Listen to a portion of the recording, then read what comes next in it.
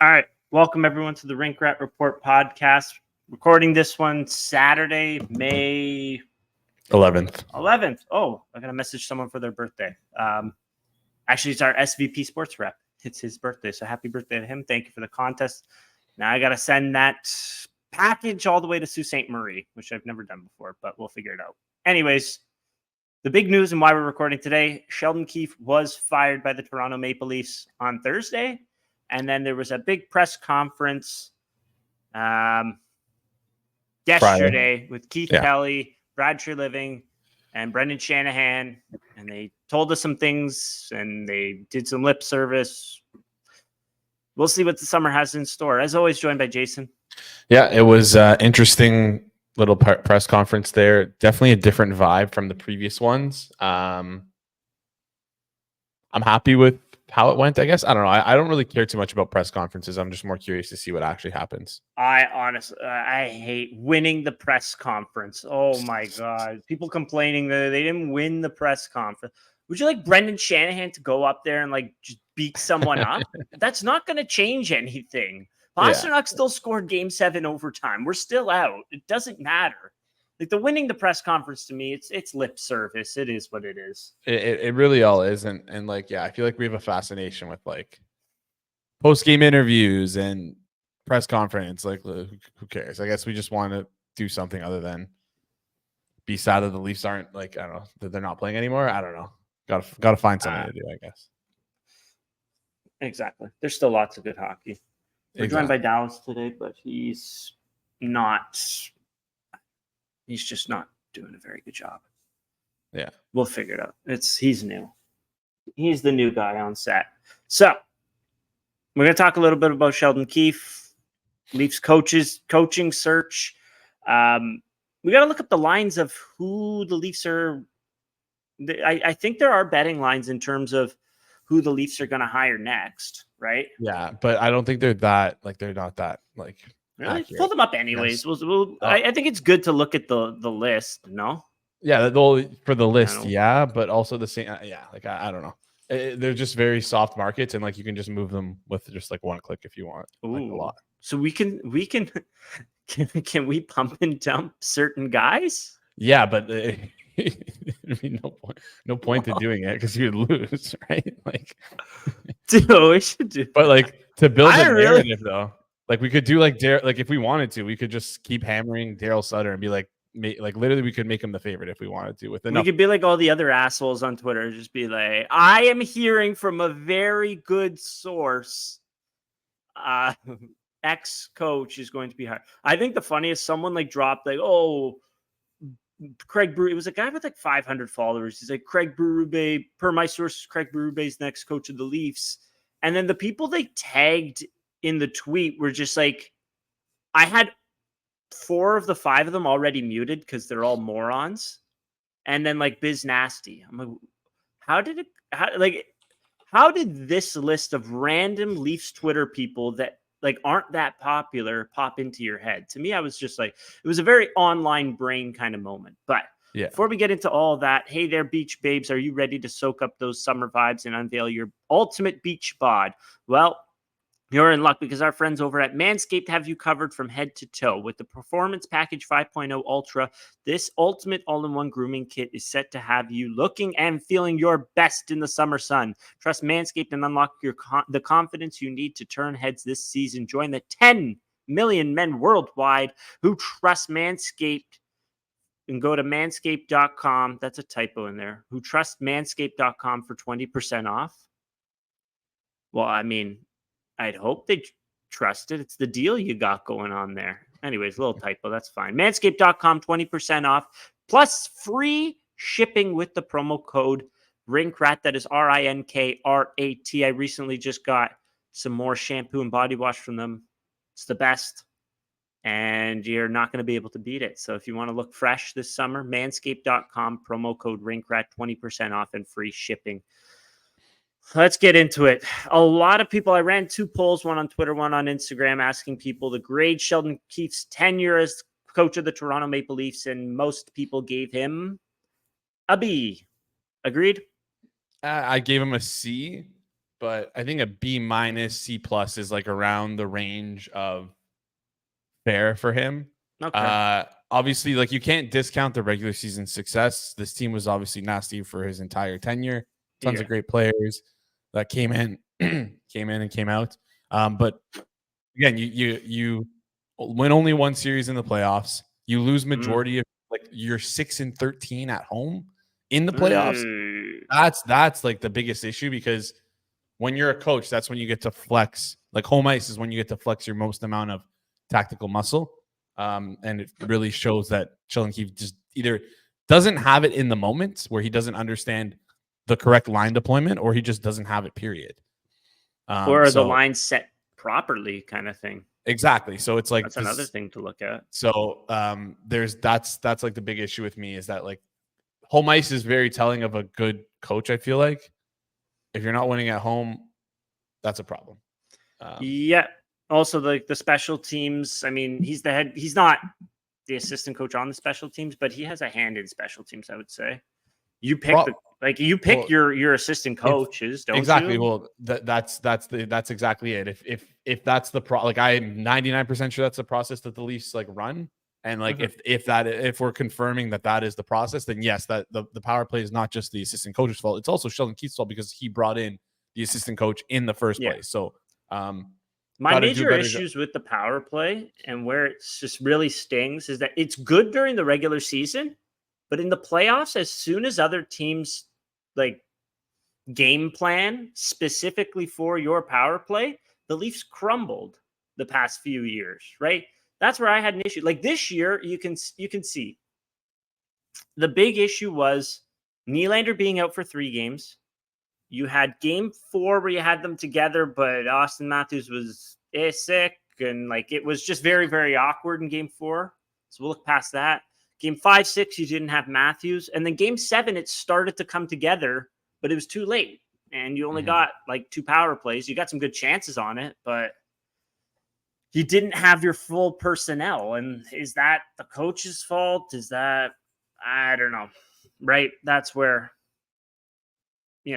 but I will say that what he did a good job of was never being too married to lines. Like when you look at other, like sometimes on Twitter, I'll see like some other fan bases and they'll be complaining about like, why is X player on the top power play? Why is this player not getting enough playing time? Why is like they'll complain about things all season long. Like, why is this player on the top line? This is ridiculous, right? We didn't really get that, right? Like, how long were players that didn't belong in the top 6 actually in the top 6? Like not like, no, I can think of times where it feels like they were in the top 6 for too long. Like who though? Yeah.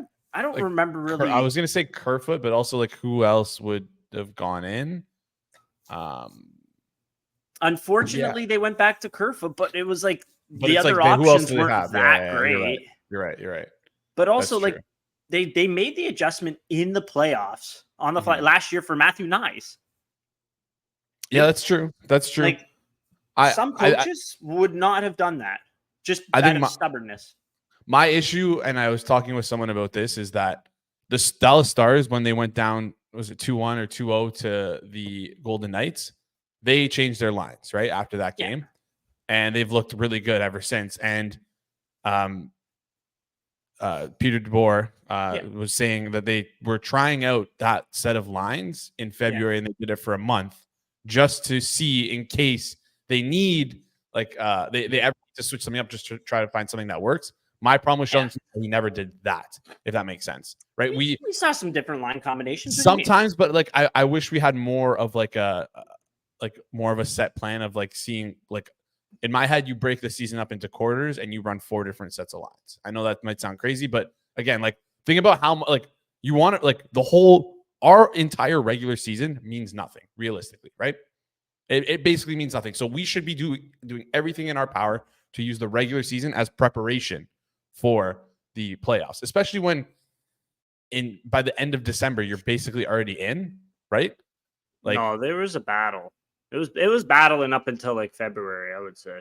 Maybe, but that's how I would do it. Maybe that's incorrect, but I just wish we saw a little bit more of different line combinations. Remember, the like only what, reason, though? Like I don't know. I thought he did a pretty good job. Like at one point, like Matthews, Bertuzzi, Domi. I thought that would never be a line. But why did that line exist? The only reason why that line exists was because of injury. If an injury did not occur, we probably would have never seen that line.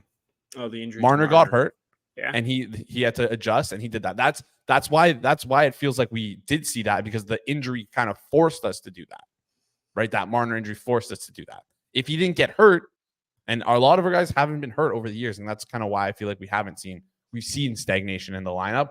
Like if Marner didn't get hurt, who knows if we even ever see a line like that. That's kind of my point. And again, maybe this is just like speculation, but I just wish we had even more combinations to work with and play with and see what we have. That's all I would like to see from the lineup perspective. But other than that, like with Sheldon Keefe, not just deploying lines. One thing I thought he was really good at is he's personal and really like good. It seems like he was good one-on-one with players, and just like connecting with them, which I think is important as a head coach.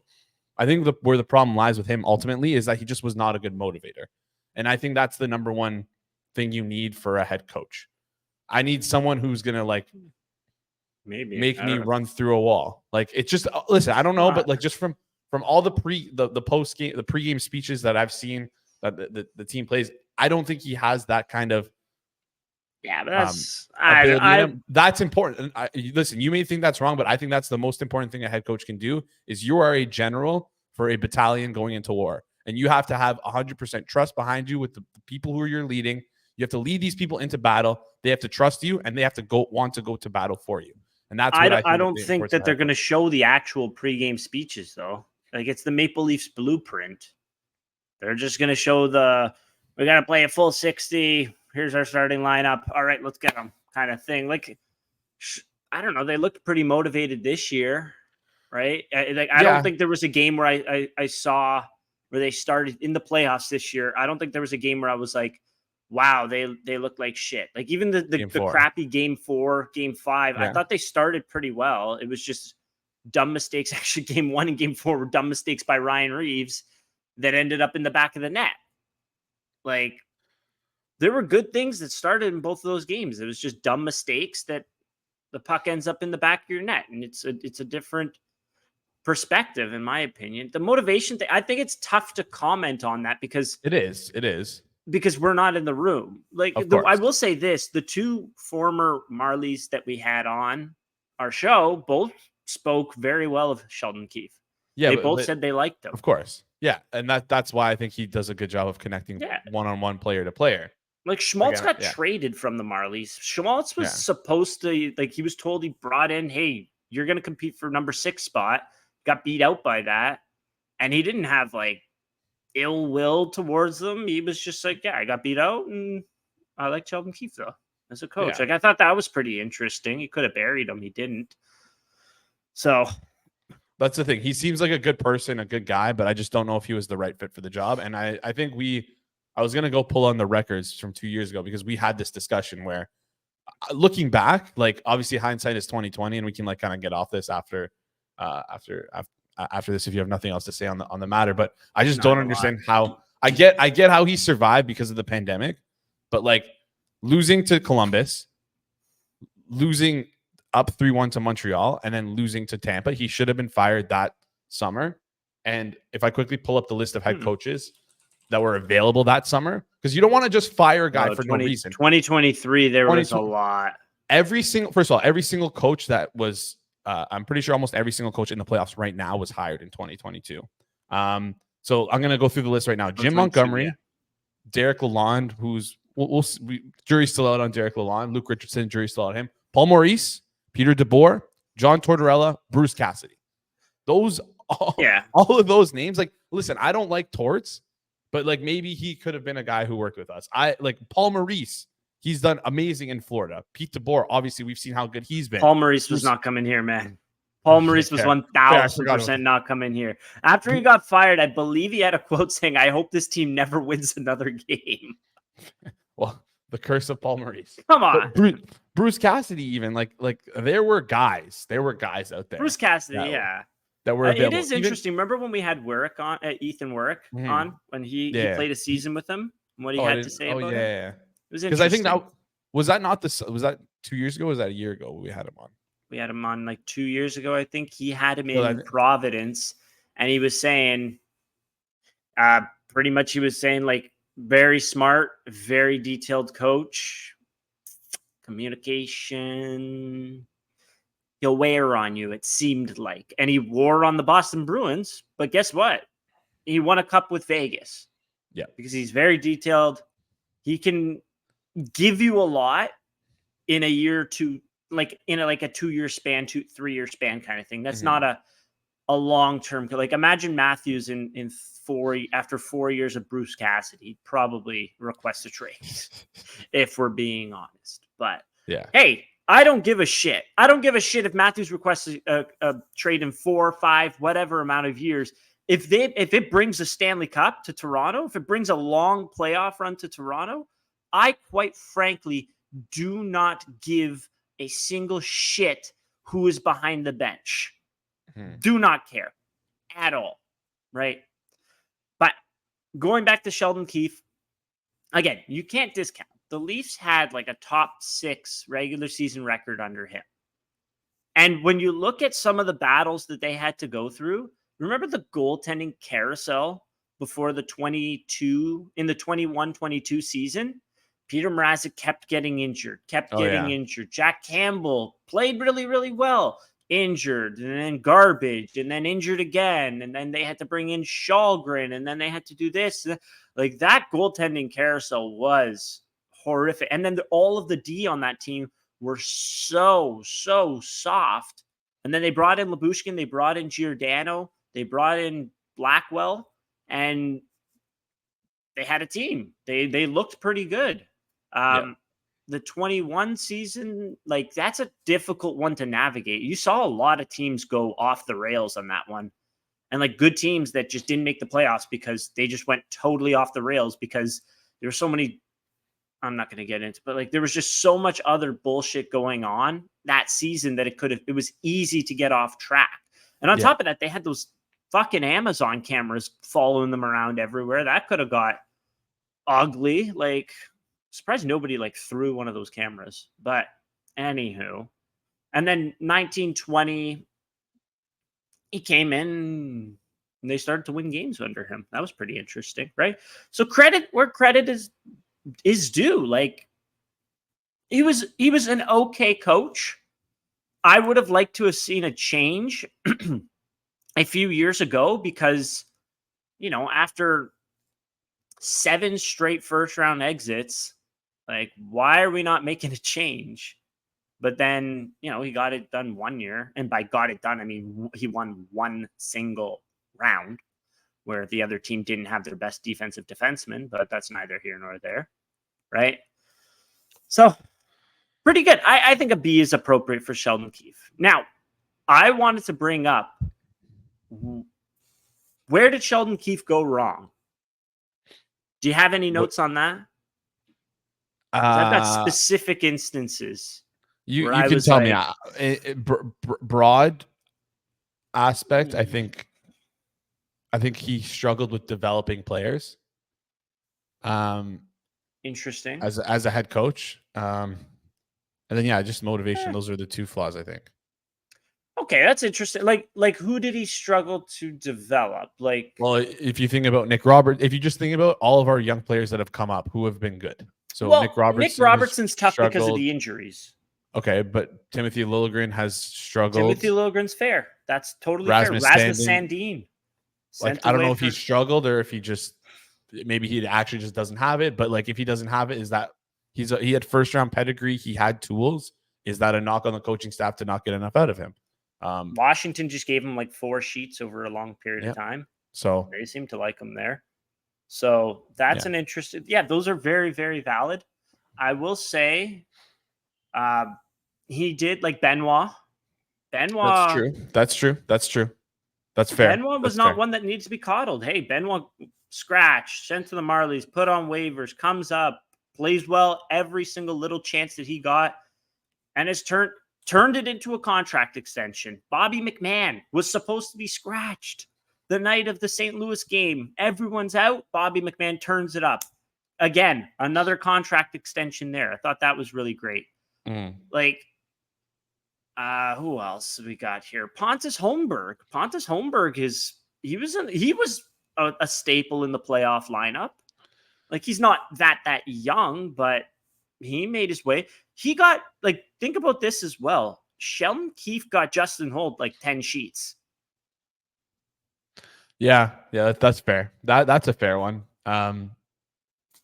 You haven't developed like crazy, but like, what has Sheldon Keefe? What was he given? He wasn't given Connor Bedard. Like, he was given kind of scraps, and certain guys played, and they turned into pretty good players. Like, I understand development is a lot on like the amateur scouting and bringing them through the Marlies, and then where they play in the lineup. The Leafs never really had like a gem first rounder where it was like, we're going to force them into the first line here. Actually, Matthew Nyes. He's getting there. He's getting there, but that was one where it was like, like this guy should probably be in the top 9 all year, whether you like it or not. He's got some really good tools. He's got some work to be done though, and it will get done if he continues to play minutes. And he did this year. Matthew Nyes made mistakes. He didn't but he improved. Remember the penalty kill? Him on the penalty kill at the beginning of the year? God awful. They took him off for a while. He ended up getting back onto the penalty kill. McMahon, they developed a penalty kill side of him, right? Yeah. So I can see what you mean. There were certain players where it was like they deserved a little bit of a longer leash. However, you can't discount some of these guys that came through and, became players, right? That's true. Yeah. Justin that's fair. Hall, 10 sheets, buddy. 10 sheets for Justin Hall. So, the specific instances. So, I'm really happy that I've actually gone on a positive note for Sheldon Keefe so far, because I'm about to drag for some decisions here. Game 5, the first mistake that I thought Sheldon Keefe made as head coach of the Leafs. Do you remember Game 5 versus Columbus? Why? Is it when you put in Rick Nash? What? Rick Nash?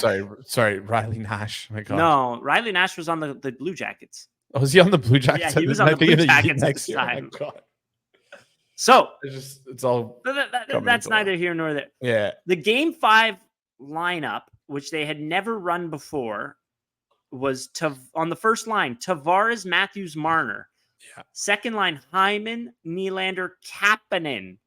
Third line, Janssen, Kerfoot, Mikheyev. Fourth line, Clifford, Engvall, Spezza. That top 6 ruined them that game. And they had to actually switch it back to what they had before in the third period because it was just not working. It ruined the continuity of their offensive generation. It ruined the flow of the game. I will say John Tavares hit the inside of the post on an empty net.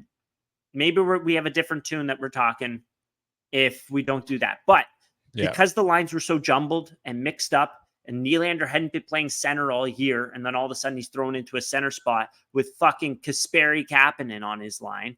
What a disaster that was. Like, they took a too many men penalty. Do you remember the second goal in that game? They were changing for like 20 seconds there, and it was just wide open. It was from a bad angle. Yeah. But where the hell was everyone? There was the line changes were horrific that game. Tavares, Matthews, Marner would get out there. They would generate offense. The second line would get out there, and it would be gone. Just like that. Ruined. There was zero reason to put those lines together, and it totally backfired on Keefe. So that was number 1. Number 2, I believe the scratching of Rasmus Sandin in the playoffs against Montreal. That to me was horrible because they wanted to keep Travis Dermott engaged. That was their line. We want to keep Travis Dermott engaged. What happened in Game 5? The behind the back Spinaroonie. No, that was Game 6. That was Game 6. And then I think they had to play him that game because there was injuries in game. I can't remember, but let me pull up these lines. I can't remember exact game 4 Leafs versus Canadiens lines. Let's see if someone has it. But anyway, okay, I can't find it. That's okay. Anyways, I believe it was game 4 or 5. They scratched Dermott in favor of Rasmus Sandin. Game 5, game 5 was where Rasmus Sandin had a horrible game. He was turning pucks over and he was the direct cause of one of the goals. It was just a terrible suicide pass to Joe Thornton, went back the other way, scored. But Rasmus, if you remember that year correctly, Rasmus Sandin barely played that year. He got sent to the Marlies right away so that we could, that guy from the KHL could play. Even though Rasmus Sandin had played like 40 NHL games the year before. Yeah, let's get this guy from the KHL who sucked, and they traded for a 6th. And then Sandin got sent down. He got injured. He played Nico like 9 games that year. And then they kept scratching him down the stretch so they could put in Ben Hutton. What? But credit to Sandin. He barely played all year. Played awesome when he did, though. And then they scratched him. He got out of rhythm. He didn't look good in game 5. I want to say they might have scratched him game 6. I can't remember exactly, though. But Dermott was in, and then game 6 was when Muzzin got injured, and then game 7 they both had to play, and it was a fiasco. But I do not understand why. Like, Sandin became their number 1 power play guy, and then they scratched him after a semi-subpar game where I believe they won. Yeah. That's something that I've noticed throughout the years, is that we've always tried to look for a replacement on power play 1 for Morgan Rielly, but we've just never found one. Feels like we've been we pay Morgan Rielly first power. It is painful. You paid a fucking offensive defenseman $7.5 million over 8 years, and every single year you've been looking for a replacement for him. They signed John Klingberg to hopefully take that over. His hips blew up, and he just wasn't that good. They tried Timothy Liljegren at points, maybe just to try something different, but also because Morgan Rielly was underperforming on the power play. They tried Sandin years before that. Like, I don't know. If that doesn't say something about the contract, then I don't know what does. Morgan Rielly's got good things to his game. He's got positives to his game. He's a great 5-on-5 offensive defenseman. He's got warts to his game as well. Yeah. But the next thing that I wanted to bring up, it was 20. So we're at 2021. So those were the 2 issues there. Game 4 this year, I've been very, very vocal about those decisions. Reeves over Dewar was a huge mistake. Brody going in over Liljegren was a huge mistake. And the goaltending one, we'll put that on the goalie coach, not Sheldon Keefe. The goalie coach said, start Samsonov. I'm fairly sure of that. I have no inside information on that. But also, Sheldon Keefe isn't a goalie. Some form of responsibility because he brought in the goalie. Like, if we're to assume that he is in control of the staff and who he brings in, that's his guy. You picked the wrong guy. Yep, it was a tough decision. Yeah, the goaltending was really, really weird. But anyways, all those lineup decisions game 4 backfired.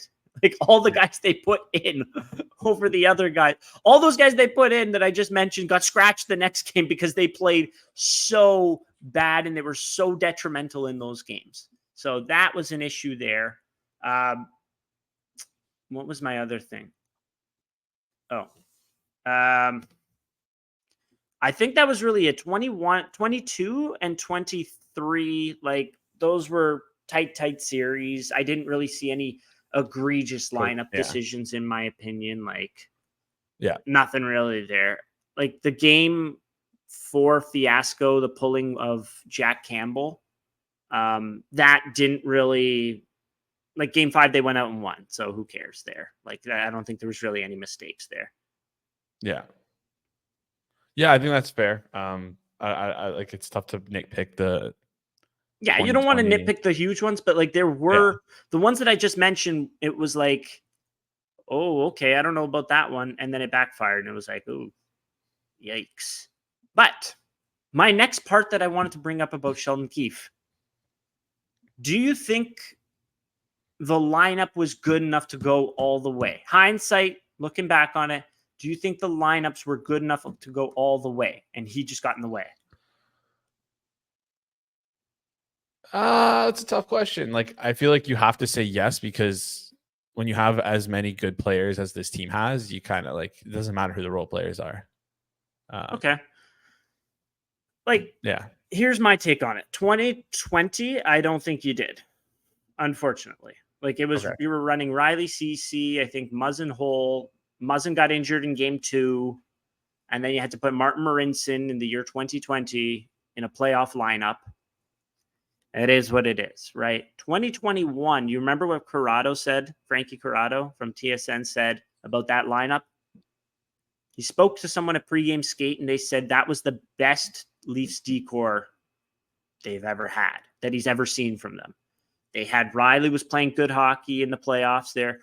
Brody was at the top of his game. Jake Muzzin, Justin Hull was playing some good hockey with him as well. And then you had Sandin and Bogosian on the last one. Like, you had some good size. You had some good offensive kick from those guys as well.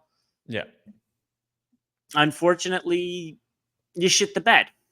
And it is what it is. I thought that line, like, although the depth at forward had its issues, like, your top guys also just didn't score. Like, Austin Matthews did not beat Carey Price on one shot in those playoffs. His one goal was a rebound.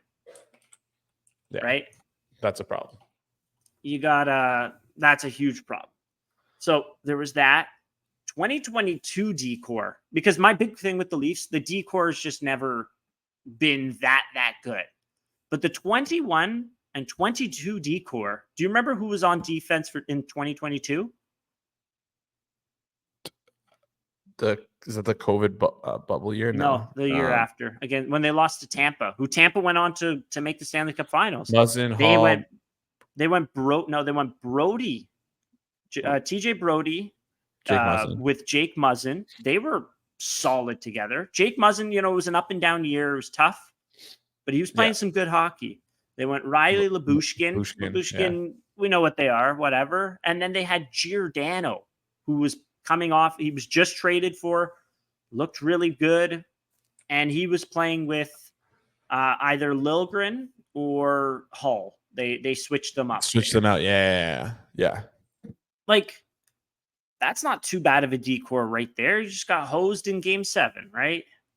So those were the 2 years to me where I was like, and the depth, like, again, your depth scoring didn't do shit all, but you lost by 1 goal game 7 off a bullshit call, in my opinion, right? Yeah. So those were the two kind of, like, and then if you look at 23, okay, we had McCabe and it was looking good, but 4 of your defensemen in that playoffs in 2023 were unplayably bad. They were horrible. So it was like, okay, how far are you going to go when your defense are just chickens with their heads cut off, right? Yeah. So it needs to be addressed this offseason, obviously. So yes, in a major way. Those are just my opinions over the years of like what they had and what they did. Like, But do you want to move on to?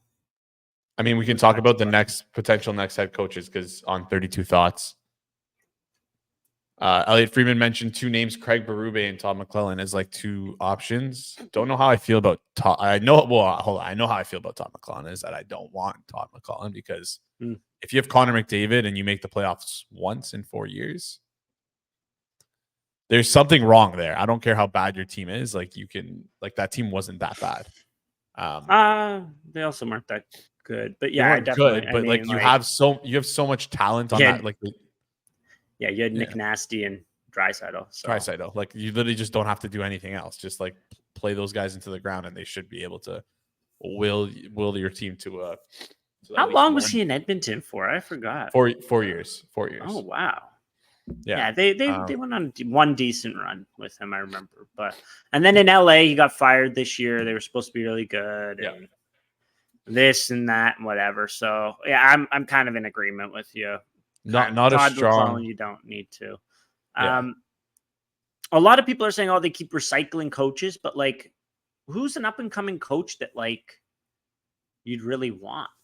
I actually have no idea. I'm seeing buzz for Ryan Warsofsky, who is the assistant coach for the San Jose Sharks. Don't know anything about him. Just a name that I've heard. Another guy I think is the San Jose Sharks. Yeah, okay. Another guy is David Carl, who's the coach of University of Denver. Yeah. He's been at Denver for like a long time. He's coaching. He's coaching it this year. Coached the World Juniors as well. Interesting. Yeah, and then my issue with having a brand new coach again is that like there's details in the NHL that are not going on in the rest of the leagues. Like this is not, you're not up and coming Philadelphia Flyers, young guys, learn along the way. Like this is win now. I would like a coach with NHL experience. I know it's we're recycling all the same coaches, but look, you're a head coach, you have some success, things go sideways, you get fired, you learn, and then you apply that with the next team. That's how that's why, like, look at the coaches that are coaching right now in the second round. Like almost all of them have had retread head coach. It's not, it's that's why I don't like the notion of like, we always recycle. Like, why do we always recycle? Well, it's proven that retread head coaches can do well in their role. Right? Like, so they had success at one point with a team somewhere else. Why not? Exactly. Like Daryl Sutter, everyone like, oh, he came off the farm with Calgary, but like he led Calgary to a pretty good season. And then, you know, he got on people's nerves and then they fired him. That happens. Right. So I'm not saying hire Daryl Sutter. You know, I don't know how that would be. He's kind of he is what he is, whatever. Craig Berube, I'm interested, but I don't know. It's tough to assess like a head coach because you're only as good as like your goalie and your team, right? That's true. I mean, the saying in hockey goes, it's like if your goalie's bad, you're getting fired. I don't know what it is. Show me a good goalie and I'll show you a good coach, or show me a good coach and I'll show you a good goalie. Exactly. Yeah. So it's definitely dependent on the goaltending. But yeah. So and how did Berube win a Stanley Cup? Goaltending. People want to like revision. Got hot. People like try to revisionist that on Twitter by like, because they just don't like Jordan Binnington. But like, you can also just not like Jordan Binnington and be like, yeah, he played fucking amazing that year. Like you can do that. It's like, wow. He was really good. Do you have any like names that you want, or you like? It's so tough to say because we literally have no idea. Woodcroft, we have no idea. He's a name that's not going around enough. I think his turnaround with the Oilers when they had, who did they have as head coach? The guy that he was in Arizona for a while. He was an old school guy. I can't remember his name, but the turnaround from him to Woodcroft and the details that Woodcroft was implementing within the team, I thought were really good. And then Woodcroft got fired this year though. So yeah, like I think Woodcroft could be a very good one. We'll see. I don't know. Yeah. I really just hate when people are like, oh, like, I want to see a coach that's going to bag skate them after a win. Shut the fuck up. Please, for the love of God. Like, why? So you can see a video of the Leafs trying hard. Like, all right, man. Awesome. That's pretty much just what people want to see is the Leafs try hard. Like, that's where I just fucking like win the practice, win social media. No, I just want them to win fucking games. That's it. That's all I want to see. I don't give a shit if the coach makes them go out and skate with no sticks for 20 minutes every day. If it results in wins, I do not care what preschool they're running in there. Do not care. Yeah. Anywho. For me, biggest thing is I'm going to be watching hockey tonight, but like closely on the New York Rangers, Carolina Hurricanes game, hoping that the Carolina Hurricanes get swept and hoping that maybe leads to like a Rob Brindamore, we're not re-signing you because you haven't done enough in your tenure here. That would be I think he would instantly vault to number 1 on the list. But for me, like we said, it's impossible to know what happens behind closed doors with how these guys coach or whatnot. I made a list of like the what I want and what I like, what I would value of like skills in a head coach, and I ranked them kind of like 1 to 5. Number 1 for me is motivation. Like I mentioned before, they need to be a general. You're leading a battalion to war. They need to be willing to go out there and literally die for you. They need to. That's I think the biggest purpose of a head coach in any sport is motivation. That's what I think it is. And it's like to band these group of human beings together and make them look out for one another and fight and die for not only you, but for one another. That's number 1. Number 2 is person, like, I don't know if this is the word personability, but just being able to be personable on a human level with each person. So motivation kind of macro wise, like to get the whole room together, but then also individually being able to build good relationships with your players.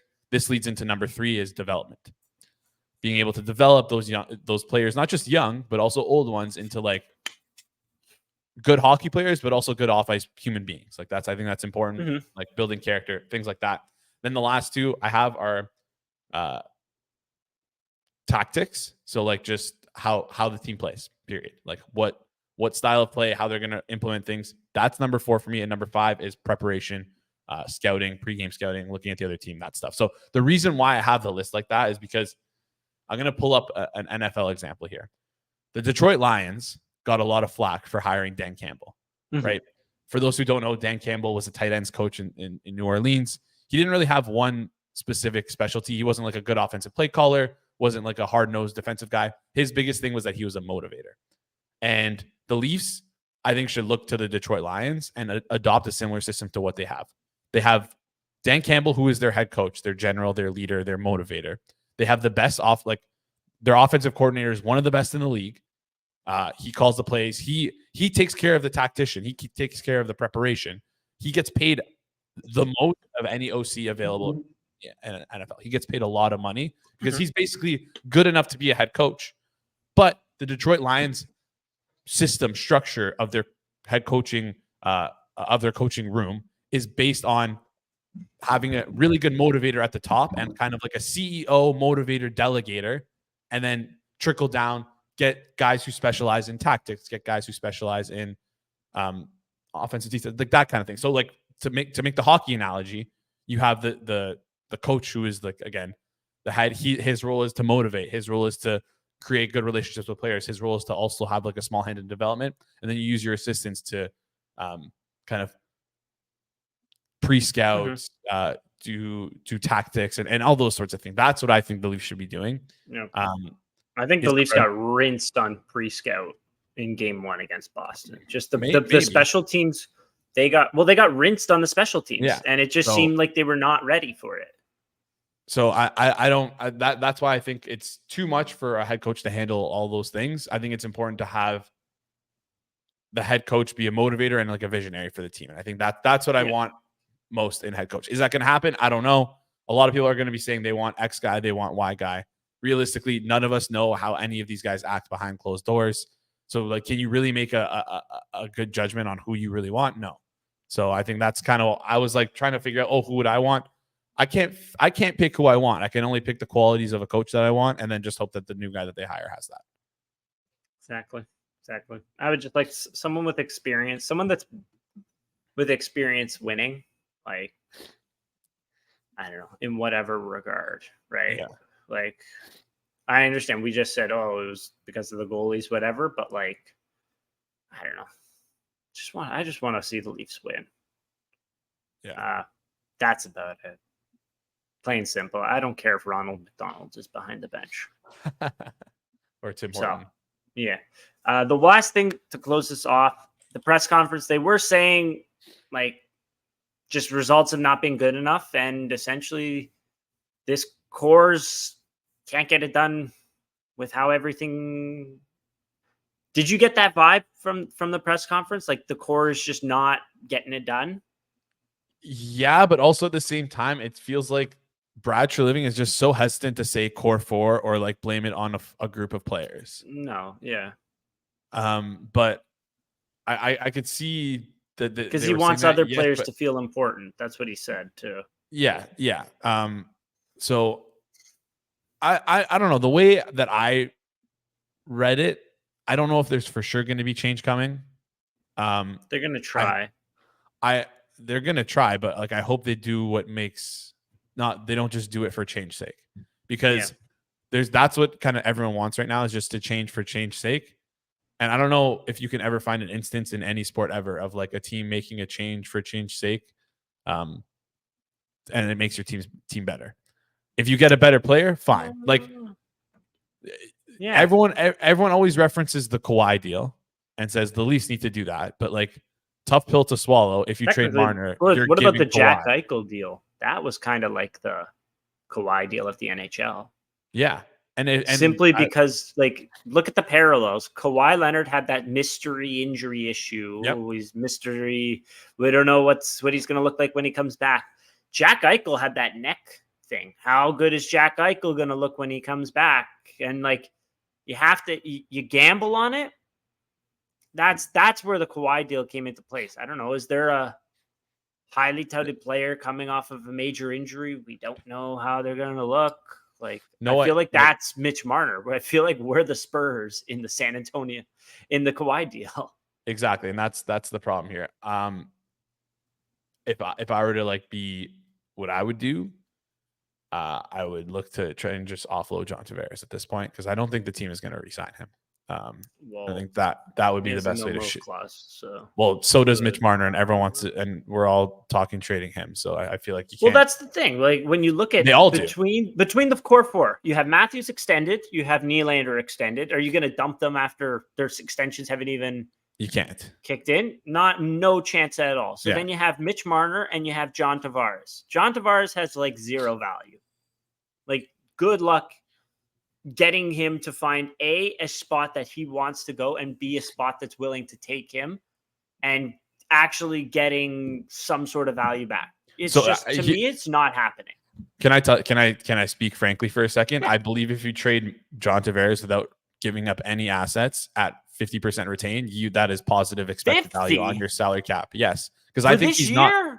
I don't think he's worth. He's not a I don't think he's a $5.5 million player. That's the question you have to ask. Because if you retain him at 50%, is he Bertuzzi was a $5.5 million player for 1 year this year. Who was better, Bertuzzi or Tavares? Tavares, but I also think Tyler Bertuzzi wasn't didn't perform up to a $5.5 million player's expected value. He didn't. Like, I feel like Brunson he got paid 4.5. That's just because other teams hand out a bad contract doesn't mean that you can use that to justify that, hey, this is what a player's worth, or this is what. But then who was a $5.5 million player this year? I don't know. I don't know. I just don't think that you get positive contract value on that deal. I think retaining John Tavares for $5.5 million and getting nothing would be a total waste, in my opinion. I don't think it'd be that bad at all. We basically ran a roster missing $5.5 million in this year's playoffs by not playing TJ Brody, only playing him once. But you could argue that it was almost worse that we played him. So he was getting paid $5, so there was that. That's true there, but he was literally. I'm just talking $750K player. Of course, he was bad, but like. That's like my point is that like you can do things to remedy that, and I think that would be the biggest shock to the core and to the team. If you trade Marner, you're never going to win that trade. You're going to lose that trade. Maybe the team performs better, but your team is not better. I could see you moving on from John Tavares and just signing someone in free agency, and your team could be better. Listen, you made a great point in that. Who works with John Tavares? There's no one on this team that works with him. You got to put him at wing, and then he loses essentially all his value when he becomes a winger. Like, it's just well, maybe not anymore. Not anymore. We haven't seen him much on the wing. Yeah, not anymore now because he sucks at center. But no, it doesn't suck. But he's just not at 5-on-5. He's not good at 5-on-5. He's also not been good. Like, if we're gonna talk about issues on our power play, I'm sorry, you're the net front guy. You gotta bury. Like, he buried once. Like, well, yeah, you're also missing along the boards. He turned over the puck a ton. Of course. The game plan by Boston was get John Tavares the puck on the entry and then just take it away from him. Exactly. Like it's when teams are doing that to you, like that's another thing that we didn't touch on for coaching. But yeah, that's just, again, if Marner's going to stay, and he's willing to move his and like he wants to re-sign here and you can get him at a good whatever AAV, then yes, let's do that. If he wants to leave and he says, I'm waiving my no move clause, trade me, there's nothing you can do about that. So I just hope that's not the case. I think he's a good player. I think he's a top 5 winger in the league. I struggle to think of any scenario where any team has ever traded someone who's considered top 5, not only at their position, but like in their skill group. He's a forward. Let's say he's a top 15, top 20 forward, and that's being generous. Like you could put him higher if you want. I mean, I don't see how you lose. And then also people like to say playoffs. You know who has the most points for the Leafs in the playoffs over the last 7-8 years since this core has been put together? It's Mitch Marner. So it's like, again, you can nitpick and you can pick and choose arguments to say you don't like this guy, you don't like this guy. But if we're being honest, who would I rather get rid of in the last year of their deal, assuming the other is going to resign? The 33-year-old center who's already like aging and looking not good right now, or the 27-year-old winger who plays every power play, penalty kill, most minutes for the team. Yeah, is a good two-way play. Like it's an easy answer. So, yeah, that's true. I also would have just like we haven't seen Matthews, Marner, Nylander with a different coach in 5 years in the playoffs. Yeah. Like the last time that they were together with a different coach, it was Babcock, and he was a fucking terrible coach. So, yeah. So like I would be okay. I don't know why it took so long to actually just like change something. I have no clue why. Like that's what, when you look back, that's what really screwed us, is that like coaches, 3 years as a coach in the NHL is successful. Yeah, like that is successful. And to do nothing over 3 years is like, and you're still around, like that is shocking, I think. Like they turned over some players, but it was like, I don't know how you didn't change the coach sooner. Yeah. Like it was just, that to me was really, really weird. But they were paying for Babcock, and I believe from what I understand, the MLSE board of directors was like, we're not paying for 2 coaches to sit on their ass. Yeah, fair. But it looks like it's not. MLSE makes way too much fucking money. They're owned by 2 monopolies that own the telecommunications market. It's not fair. It's fucking garbage that they rake in all this goddamn money, and fucking Edward Rogers. Oh, I don't want to pay for another coach. Fuck Edward Rogers. Fucking loser. We don't know if that was the case, but it's also it seems like Sheldon Keefe probably would have been hired though, which is funny because if the coach gets hired, you don't have to pay his salary anymore. It's like it voids his contract. It's like the one when you fought, like you can't get paid twice, right? So yeah, but that is true too.